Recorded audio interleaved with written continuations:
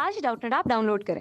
Doubtnut पर अपने सभी गणित, रसायन विज्ञान, भौतिक विज्ञान और जीव विज्ञान के डाउट्स का करो सफाया। बस प्रश्न की फोटो खींचो, एक ही प्रश्न को क्रॉप करो और तुरंत वीडियो सोल्यूशन पाओ। अभी डाउनलोड करें।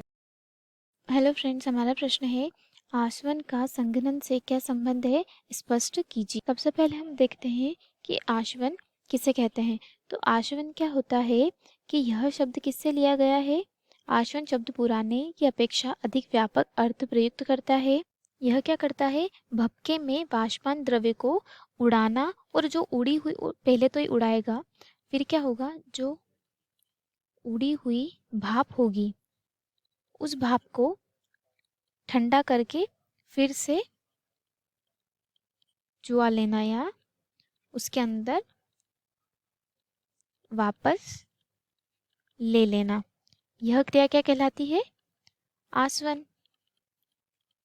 मतलब पहले तो वाष्प को द्रव्य बनाकर उड़ाना और फिर जो उड़ी हुई भाप रहती है उसको वापस वापस द्रव्य बनाकर वापस ले लेना क्या कहलाता है, आशवन।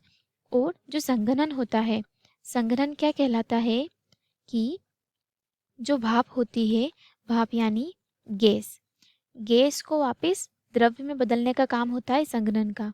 भाप को वापस द्रव्य में बदलने का काम होता है संघनन का। तो यह जो गैस से द्रव्य यानी भाप से वापस द्रव्य, तो यह तो आसवन में भी बढ़ रहा है, तो यह है इसका संबंध।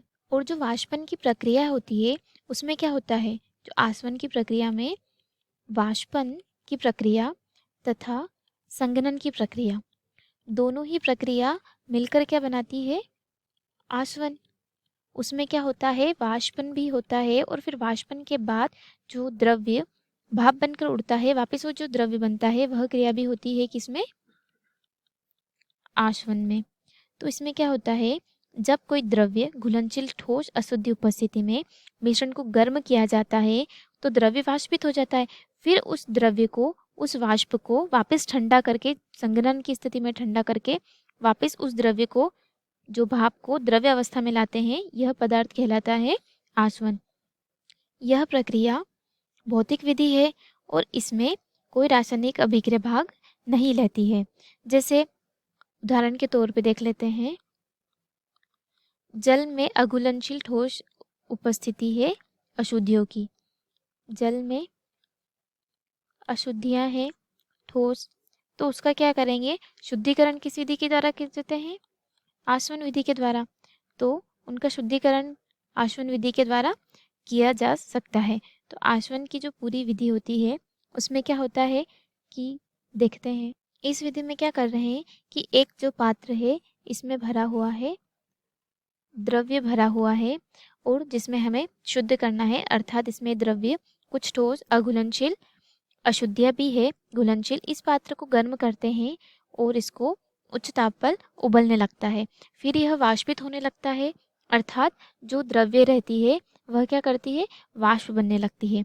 तो वाष्प नली द्वारा अन्य पात्र से जुड़ी होती है, जैसे कि ये वाष्प नली अन्य पात्र से जुड़ी होती है जिसमें वाष्प को ठंडा किया जाता है और पुनः दूसरी तरफ क्या होता है, द्रव्य में बदला जाता है। और जो वाष्प आती है उस नलिका को, इसमें वाष्प को ठंडा किया जाता है, तो दूसरी तरफ जो नली रहती है उसमें क्या करते हैं कि इस प्रकार पृथक किया जाता है और पुनः द्रव्य में बदल दिया जाता है।